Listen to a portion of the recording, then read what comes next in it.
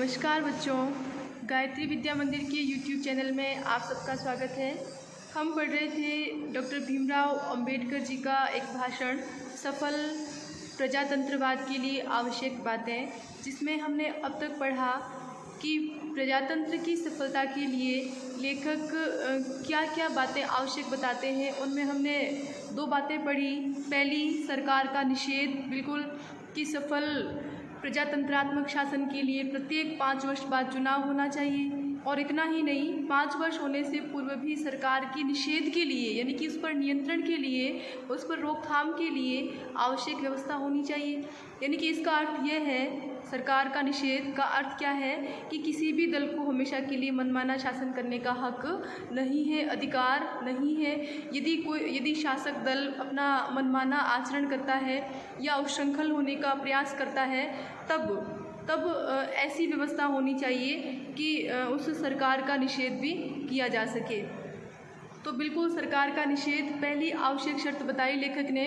और दूसरी हमने पढ़ी थी विरोधी दल का होना, कि लोकसभा में सरकार के अनुचित कार्यों का प्रतिरोध करने के लिए यदि सत्ता जो है मनमानी सरकार चला रही है, यानी कि मनमाना कार्य किया जा रहा है, प्रजा के हितों का ध्यान नहीं रखा जा रहा है, प्रजा के हितों का हनन किया जा रहा है, उनका संरक्षण नहीं हो रहा है, तो लोकसभा में सरकार के अनुचित कार्य का प्रतिरोध करने के लिए विरोधी दल का होना भी एक आवश्यक शर्त बताया लेखक ने। इससे क्या होता है, इससे सरकार पर नियंत्रण बनाए रखा जा सकता है। कहा भी है कि सरकार हमेशा हथौड़े के नीचे रहती है। तो अब देखिए, हम बात करते हैं इससे आगे।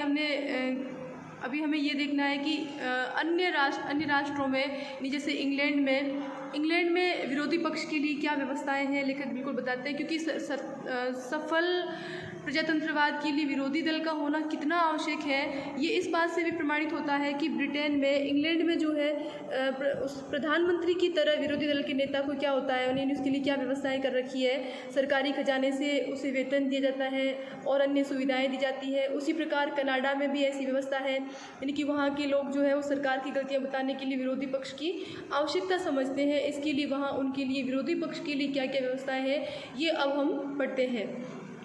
तो देखें, क्या आप जानते हैं कि इंग्लैंड में विरोधी पक्ष के लिए न केवल स्थान है, यानी कि न केवल जगह तय कर रखी है, बल्कि विरोधी पक्ष के कार्य को चालू रखने के लिए विरोधी पक्ष के नेता को सरकारी खजाने से वेतन दिया जाता है। उसे एक सेक्रेटरी भी दिया जाता है, उसे कई सांकेतिक लेखक और दूसरे कर्मचारी दिए जाते हैं। लोकसभा भवन में उसके लिए पृथक, यानी अलग से एक कमरा रहता है। कहाँ? लोकसभा भवन में। किसके लिए? विरोधी पक्ष के नेता के लिए। क्यों? क्योंकि विरोधी दल का होना वे एक सफल प्रजातांत्रिक व्यवस्था के लिए अति आवश्यक समझते हैं। इसी के लिए सरकारी खजाने से उसके लिए, यानी कि विरोधी दल के नेता के लिए सारी व्यवस्थाएं सरकार के द्वारा की जाती है। तो उसे एक कमरा दिया जाता है जिसमें वह अपना कार्य चलाता है। इसी प्रकार आप देखेंगे कनाडा में भी जिस प्रकार प्रधानमंत्री वेतन प्राप्त करता है, कहाँ से? सरकारी खजाने से प्रधानमंत्री को वेतन मिलता है। उसी प्रकार विरोधी पक्ष का नेता भी वेतन प्राप्त करता है। इन दोनों देशों के लोग सोचते हैं, क्या सोचते हैं? देखिए, दोनों देशों के लोग, अंडरलाइन करें आप, कि कोई ना कोई होना चाहिए जो सरकार की गलतियों की ओर भी उंगली निर्देश कर सके। कोई ना कोई होना चाहिए। ये कोई ना कोई जो है वो यहाँ पर विरोधी पक्ष की ओर संकेत है लेखक का, कि विरोधी पक्ष होना ही चाहिए, नहीं कि कोई ना कोई ऐसा होना ही चाहिए, ऐसी व्यवस्था होनी ही चाहिए जो सरकार के मनमानेपन पर अंकुश लगा सके, उसको नियंत्रित कर सके, उसकी उच्छृंखलता को रोक सके, तो सरकार की गलतियों की ओर भी उंगली निर्देश कर सके, ऐसा कोई होना चाहिए। वे चाहते हैं कि सरकारी गलतियाँ बताने का कार्य सतत, यानी कि लगातार, निरंतर, कंटिन्यू होता रहना चाहिए। इसीलिए वे विरोधी पक्ष के नेता पर रुपया खर्च करना बेकार नहीं समझते। आई बात समझ में?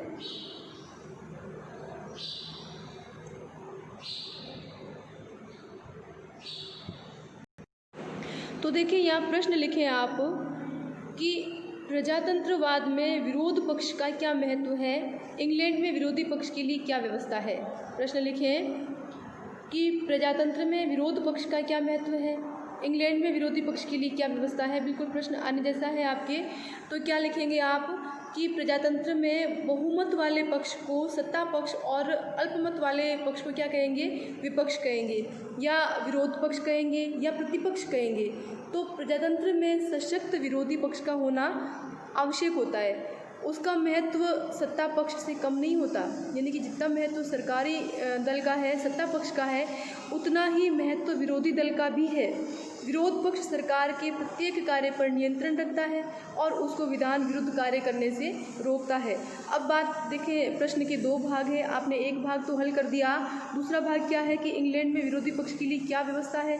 तो बिल्कुल देखें, आप अभी आपने पढ़ा है कि इंग्लैंड में विरोध पक्ष के इस महत्व को मान लिया गया है। वहाँ लोकसभा के भवन में विरोध पक्ष के नेता का कार्यालय होता है, उसमें एक सचिव यानी सेक्रेटरी, एक श्रुत लेखक और अन्य कर्मचारी होते हैं।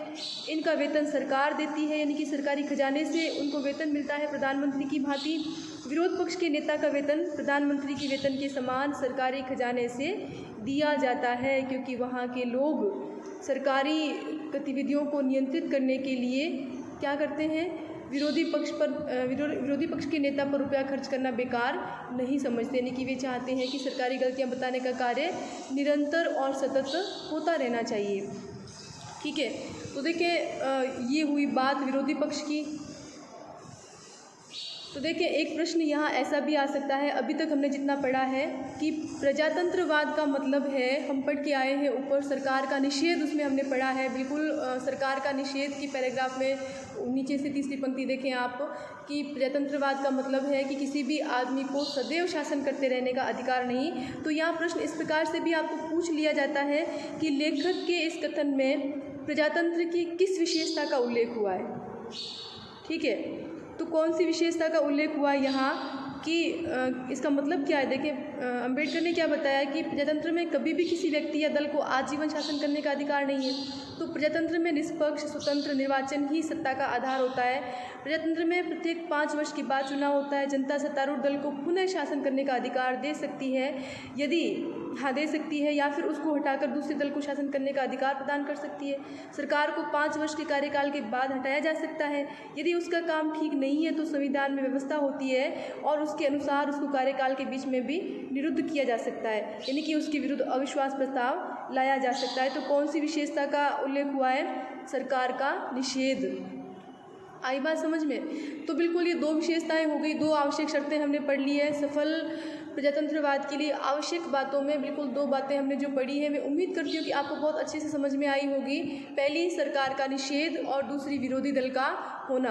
अब हम पढ़ते हैं तीसरी जो आवश्यक शर्त है वो ये है कि कानून और शासन की दृष्टि से क्या होनी चाहिए, समानता होनी चाहिए। किसमें, कानून और शासन की दृष्टि से क्या समानता होनी चाहिए, कैसे होनी चाहिए। देखें यानी कि कानून और शासन की दृष्टि से सभी क्या होने चाहिए, समान होने चाहिए। कहने का आशय ये है कि नागरिक जो है, प्रत्येक नागरिक कानून और शासन, कानून का मतलब होता है कि जो कानून बना दिया गया है, और यानी कि सैद्धांतिक हम कहेंगे, थ्योरी हम कहेंगे, और शासन का आशय ये है प्रैक्टिकल, यानी कि जब उस कानून को शासन में लाया जाता है, उस कानून को जब व्यवहार में अपनाया जाता है। कानून तो सबके लिए एक ही बना है, प्रत्येक नागरिक के लिए कानून तो एक ही बना है, किंतु जब उस कानून को व्यवहार में लाया जाता है तब वहाँ पर भेदभाव उत्पन्न होने लगता है। उस बात का लेखक ने उस बात का खंडन किया है कि प्रजातंत्र की सफलता के लिए ये नहीं होना चाहिए। प्रजातंत्र की सफलता के लिए आवश्यक है कि कानून और शासन की दृष्टि से प्रत्येक नागरिक के साथ समानता का व्यवहार होना चाहिए। इस बात को हम बहुत अच्छे से समझते हैं। लेखक ने भी बहुत सुंदर उदाहरण देकर के हमें इस बात को समझाने का प्रयास किया है। देखें, मैं समझता हूँ कि एक तीसरी शर्त भी है जो प्रजातंत्रवाद की सफलता की पूर्व आवश्यकता है, यानी कि पहली आवश्यकता है, वह यह है कि कानून और शासन की दृष्टि से सभी क्या होने चाहिए, समान होने चाहिए। सभी का मतलब प्रत्येक नागरिक।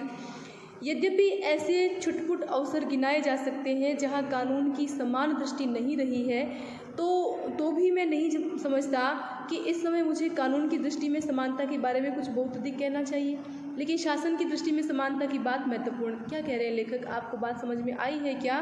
लेखक ये कह रहे हैं कि ऐसे बहुत से अवसर मैंने देखे हैं जहाँ पर कानून की दृष्टि में समानता नहीं है। कहने का आशय ये है कि कानून जो है वो सबके लिए समान रूप से बनाया गया है। ऐसा नहीं है कि अमीर वर्ग के लिए अलग कानून बना है, गरीब वर्ग के लिए अलग कानून बना है, किसी संप्रदाय विशेष के लिए अलग कानून बना है, ऐसी बात नहीं है। वर्गों के लिए, धर्मों के लिए, रंग के आधार पर, जाति के आधार पर, छोटे बड़े के आधार पर कानून बिल्कुल अलग नहीं बना है। कानून की दृष्टि में सभी समान है, यानी कि हमारे संविधान में कानून की दृष्टि से सभी लोगों को समानता का अवसर दिया गया है, किंतु जब वो कानून व्यवहार में अपनाया जाता है तब क्या स्थिति हो जाती है, उसका जिक्र लेखक ने बड़े अफसोस के साथ किया है। क्या कहते हैं लेखक कि जहाँ कानून की समान दृष्टि नहीं रही है तो भी मैं नहीं समझता कि इस समय मुझे कानून की दृष्टि में समानता के बारे में कुछ बहुत अधिक कहना चाहिए। क्यों? क्योंकि शासन की दृष्टि से समानता की बात करना महत्वपूर्ण है लेखक के लिए। आप में से बहुत से लोगों के लिए ये संभव है कि या तो एक ऐसी घटनाएं याद कर सकें। कैसी घटनाएं? कि जब कानून के आधार पर कानून तो बराबर बना है कहीं पर, लेकिन जब उस कानून को व्यवहार में अपनाया जाता है तब आपके साथ भेदभाव हुआ हो। ऐसी कोई घटना आपके सामने, नज़रों के सामने, या आपके स्वयं के साथ या आपके संबंधी रिश्तेदार मित्र के साथ कहीं घटित हुई हो, आपने देखी हो, तो कोई ना कोई घटना आपको अवश्य ऐसी याद आ ही जाएगी कि जब कानून ने शासन के आधार पर आपके साथ भेदभाव किया हो। लेखक ने बिल्कुल बहुत सुंदर उदाहरण यहाँ पर देकर के इस बात को स्पष्ट करने का प्रयास किया है। तो देखिए क्या कहते हैं लेखक कि लेकिन शासन की दृष्टि में समानता की बात महत्वपूर्ण है। आप में से बहुत से लोगों के लिए यह संभव है कि या तो ऐसी घटनाएं याद कर सकें या ऐसी घटनाओं की कल्पना कर सकें, जबकि मतलब कैसी घटनाओं की बात हो रही है कि अंडरलाइन कर दें आपके पास किताब होगी, बिल्कुल आप आवाज़ को सुनते हुए किताब के साथ आप पढ़ रहे होंगे। शासनारूढ़ पार्टी अपनी पार्टी के सदस्यों के हित में ही शासन करती हुई प्रतीत हुई हो। क्या कहते हैं लेखक? देखिए आप सब समझदार हैं, आप इस चीज़ को समझ सकते हैं। आपने भी देखा होगा कि जो सत्ता पक्ष के लोग होते हैं, जो पदाधिकारी होते हैं, सरकारी कुर्सियों पर आसीन होते हैं, वे लोग भाई भतीजावाद अपनाते हैं। इस बात को तो आप समझ ही सकते हैं, यानी कि अपने रिश्तेदारों को फ़ायदा पहुंचाने के लिए जो हकदार है उस चीज़ का, उसको उससे वंचित करके और अपने रिश्तेदार और अपने प्रियजनों को उसका फ़ायदा पहुंचाया जाता है। ये स्थिति तो आपने कई बार देखी होगी। तो हाँ, कल्पना कर सकें कि जबकि शासनारूढ़ पार्टी यानी कि जो सत्ता दल है अपनी पार्टी के सदस्यों के हित में ही शासन करते हुए प्रतीत हुई हो, यानी कि वो क्या शासन किसके हित में शासन करती है?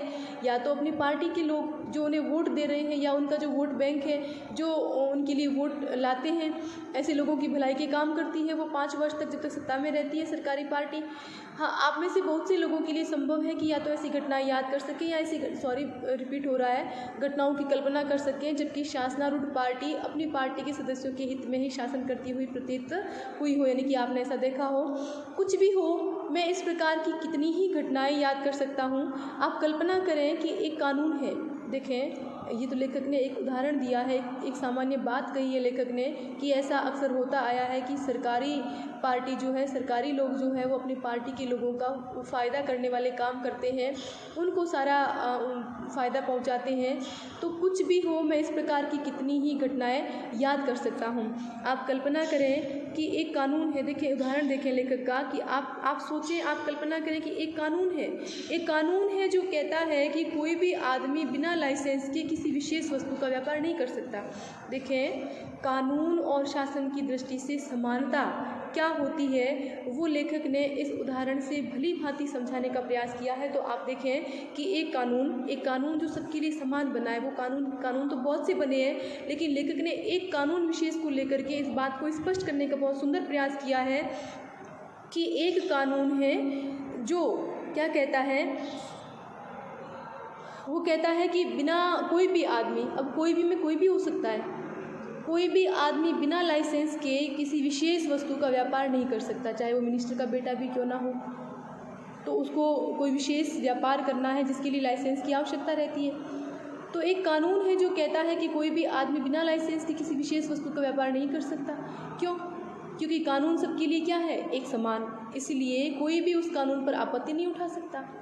कोई उस कानून का ऑब्जेक्शन क्यों करेगा, उस पर आपत्ति क्यों उठाएगा? क्यों नहीं उठाएगा? क्यों नहीं उठाएगा? क्योंकि कानून सबके लिए समान बन गया है कि कोई भी व्यक्ति ऐसा नहीं कर सकता, बिना लाइसेंस के विशेष व्यापार नहीं कर सकता। तो इसलिए उसका कोई विरोध नहीं करेगा, इसीलिए कोई उस कानून पर आपत्ति नहीं उठा सकता।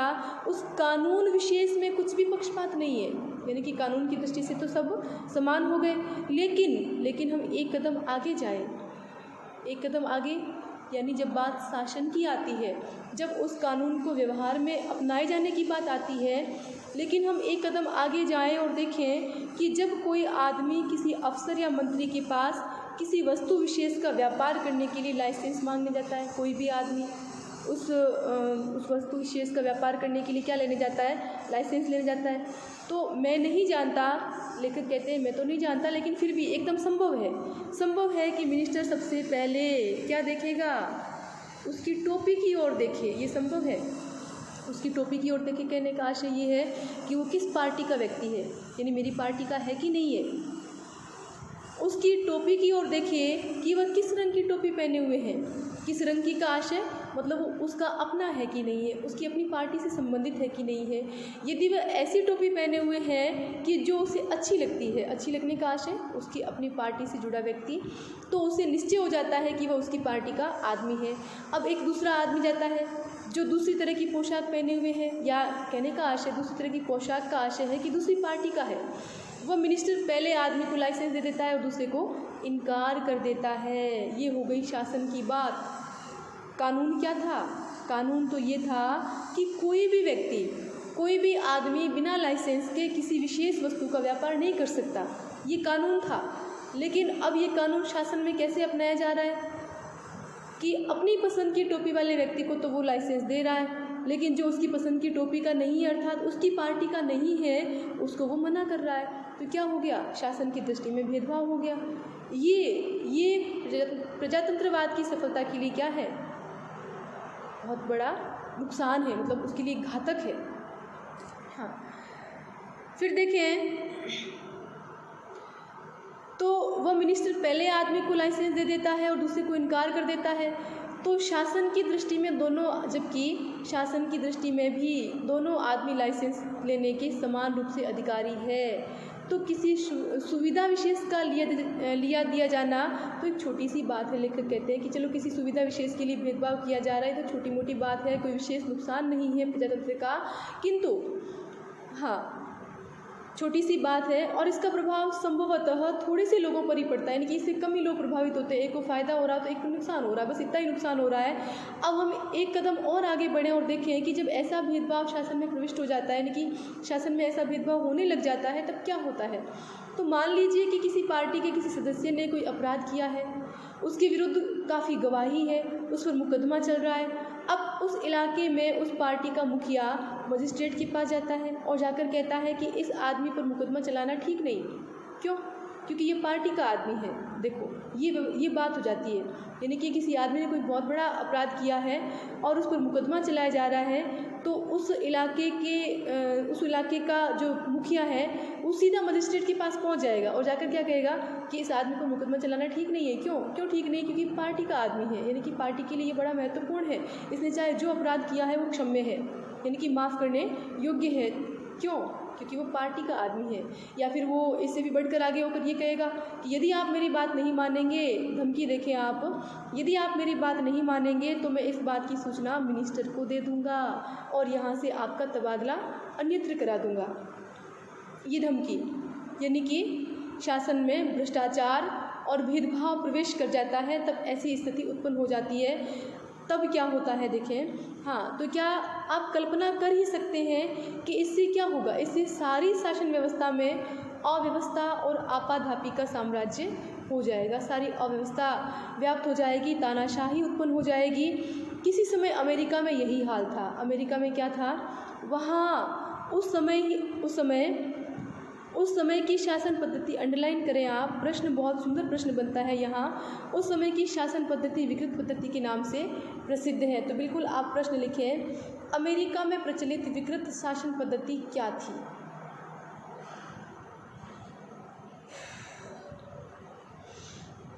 एक प्रश्न आप और लिखें, कानून व शासन की दृष्टि में समानता का क्या आशय है?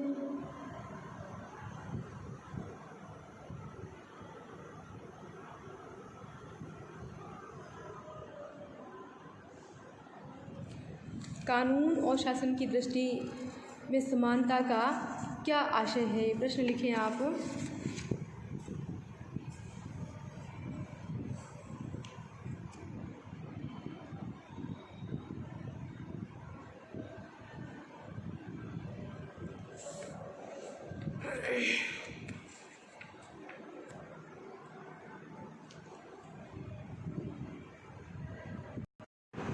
हाँ, तो प्रश्न लिखा आपने कि कानून और शासन की दृष्टि में समानता का क्या आशय है, यानी कि क्या आशय है कि कई बार शासक दल अपने सदस्यों को लाभ पहुंचाने के लिए कानून के विपरीत काम करता है। अपने दल के सदस्यों और प्रतिपक्ष के सदस्यों के साथ उसका व्यवहार भेदभावपूर्ण होता है। सत्तारूढ़ पक्ष का संतुलित और निष्पक्ष रहना जरूरी है, नहीं तो प्रजातंत्र को इससे हानि पहुंचती है। यानी कि सत्ता पक्ष जब पक्षपातपूर्ण आचरण करता है तब शासन की दृष्टि क्या हो जाती है, असमान हो जाती है। यानी कि सत्तारूढ़ दल को क्या करना चाहिए, समानता का व्यवहार करना चाहिए। सत्तारूढ़ दल का कोई नेता मजिस्ट्रेट को धमकाए कि यदि वह उसकी परिचित अपराधी को जेल में भेजेगा तो उसका ट्रांसफ़र करा दिया जाएगा, ऐसी स्थिति में मंत्री भी उसकी सहायता करे तो इससे क्या होता है, शासन की दृष्टि असमान हो जाती है या पक्षपात हो जाएगा। ठीक है, तो दूसरा प्रश्न आपने लिखा है कि अमेरिका में प्रचलित विकृत शासन पद्धति क्या थी। तो क्या है अमेरिका में प्रचलित विकृत शासन पद्धति?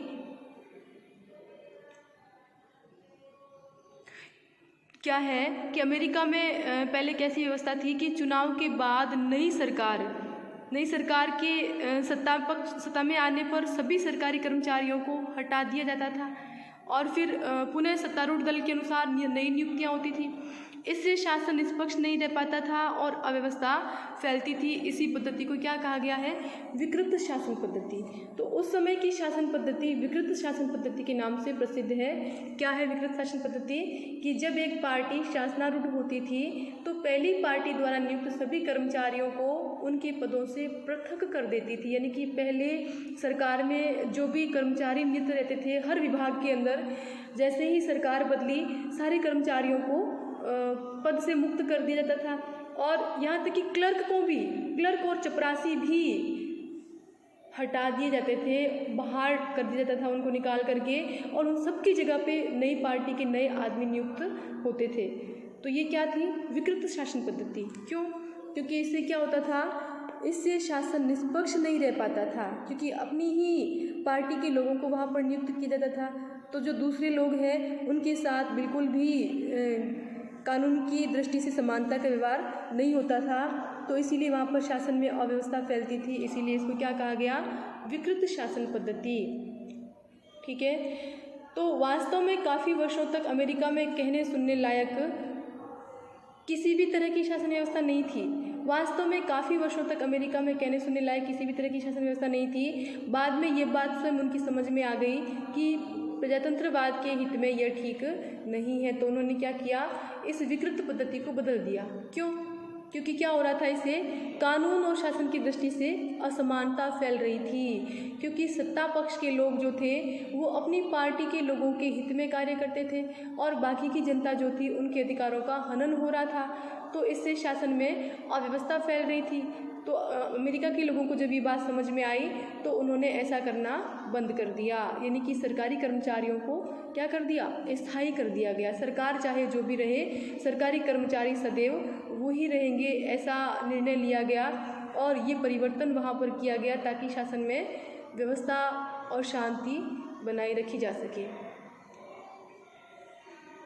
ठीक है, तो ये प्रश्न लिखा है, बिल्कुल आप ये कर लेंगे और इसके आगे हम पढ़ेंगे अगले वीडियो में। तब तक के लिए धन्यवाद।